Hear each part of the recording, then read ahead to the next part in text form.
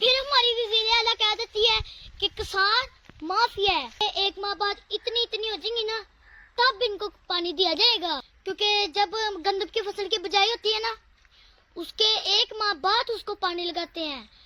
अस्सलाम वालेकुम दोस्तों, मैं हूँ आपका दोस्त इब्राहिम राजपूत। तो दोस्तों, हमारे गांव में चावलों की फसल कट चुकी है। तो मेरे राइट साइड पे आप देख ही सकते हैं जैसे पराली पड़ी है, और गंदम की बुआई जोरों शोर से जारी है। तो आप मेरे पीछे बैठे देख ही रहे हैं।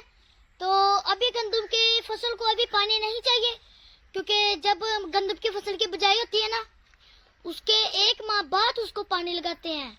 तो एक माह तक ये आराम करेगा। तो आप मेरे पीछे ये खुशक सी जमीनें देख रहे हैं, ये खुशक नहीं है, इनके अंदर गंदम की बुआई हो चुकी है। तो जब ये एक माह बाद इतनी हो जाएंगी ना, तब इनको पानी दिया जाएगा। दोस्तों, अब हमारे गांव में रौनकें नहीं रही। तो कुछ लोग तो गांव छोड़ के चले गए हैं, और जो गांव के नौजवान हैं वो यहाँ से बाहरले मुल्क चले गए हैं, क्योंकि पाकिस्तान में तो हुकूमत ने कोई रोजगार छोड़ा ही नहीं। तो जब बच्चे बड़े हो जाते हैं ना, तब उनको कमाई करने के लिए बाहर भेज दिया जाता है। पता नहीं कब ऐसा हुक्मरान आएगा जो हम बच्चों के बारे में सोचेगा और हमें रोजगार अच्छा दिलवाएगा। तो कोई नहीं, तो अल्लाह ने भी फरमाया है कुरान मजीद में कि मेरी रहमत से मायूस ना होना।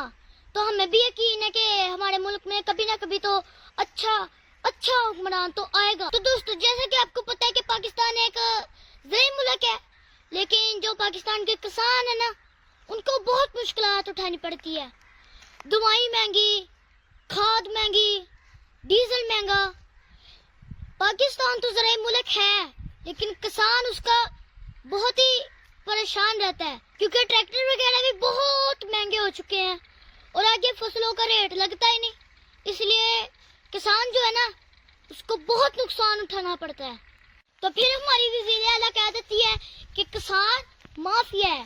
तो किसान माफिया नहीं है, वो आपसे कह रहे हैं कि अल्लाह का वास्ता है, हमें माफ कर दो।